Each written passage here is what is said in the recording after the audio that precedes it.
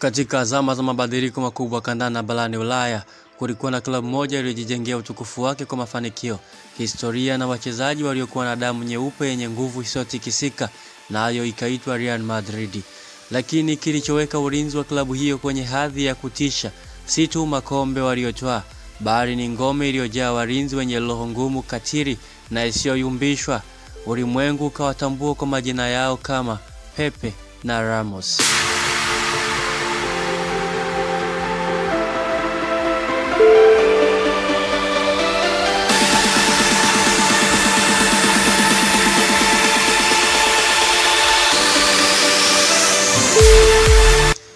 Turudi nyuma hadi mwaka 2005, Madrid walimsajili kinda mmoja kutoka Sevilla. Alikuwa ni kijana, alikuwa na nywele ndefu, mwili mwembamba lakini moyo mkubwa usio na hofu. Sergio Ramos, jina lililozua hisia mseto kwa miaka mingi.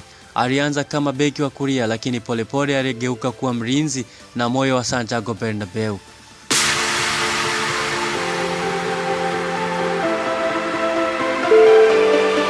Wakati Pepe aliposajiliwa mwaka 2007 kutokea Porto kwa ada iliyowashangaza wengi, wachache walijua na kuamini kuwa Madrid ilikuwa inapata ngome hai.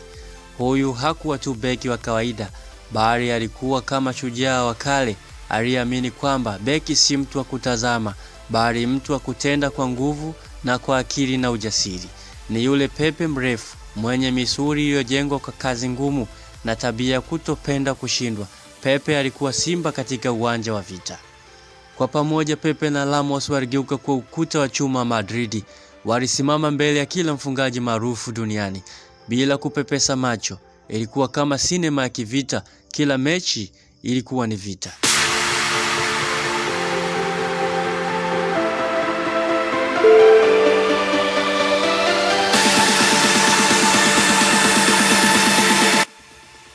Mechi zidi ya Barcelona, Bayern Munich, Manchester United na Liverpool zilikuwa hazikamiliki bila mabomu ya vita kutoka kwa wawili hawa.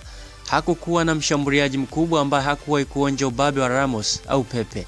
Ukipata muda, kamuulize Lionel Messi, Luis Suarez, Ibrahimovic, Didier Drogba, Lewandowski, Cavani, wote walikutana na ukali wa magaidi hawa Bernabeu.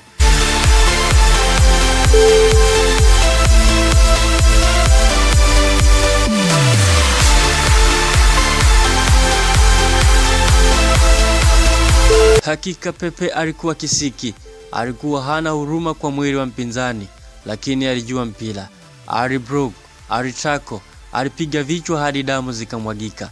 Yeye alipenda mechi zenye pressure, na ndio mechi kwake alizokuwa anaona yuko huru. Wengi walimuita mkorofi, lakini Madrid walimuita shujaa wao.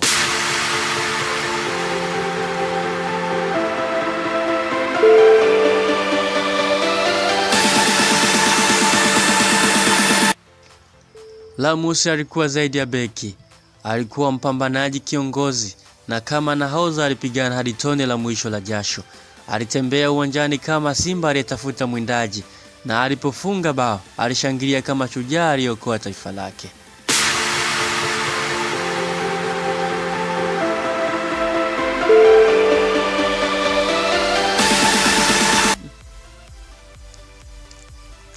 Kati ya mwaka 2013 hadi 2018 ilikuwa ni miaka ya dhahabu kwa Real Madrid, kwani ilichukua ligi ya mabingwa mara 4, rekodi ya kipekee katika historia ya soka la dunia.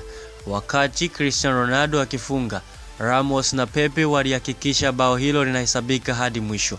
Walilinda kwa miili yao, kwa damu yao na kwa moyo mkali uliotetemesha bara zima la Ulaya. Kadi nyekundu zilikuwa sehemu ya sifa zao, lakini kwao kadi zilikuwa ni bei ndogo kwa ajili ya kuilinda heshima ya Madrid. Hakika hawakuwa malaika wema, lakini walikuwa ni mashujaa.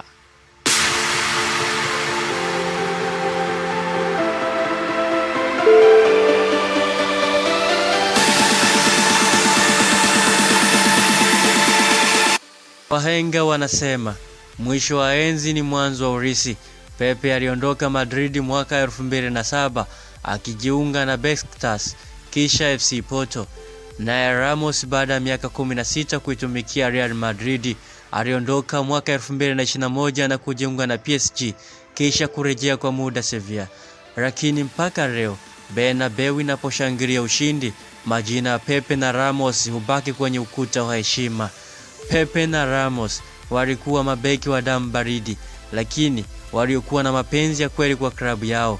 Walikuwa ni roho ya ulinzi wa kifalme, walinzi waliopambania nembo ya Real Madrid, si kwa maneno bali kwa miguu, kichwa na moyo. Leo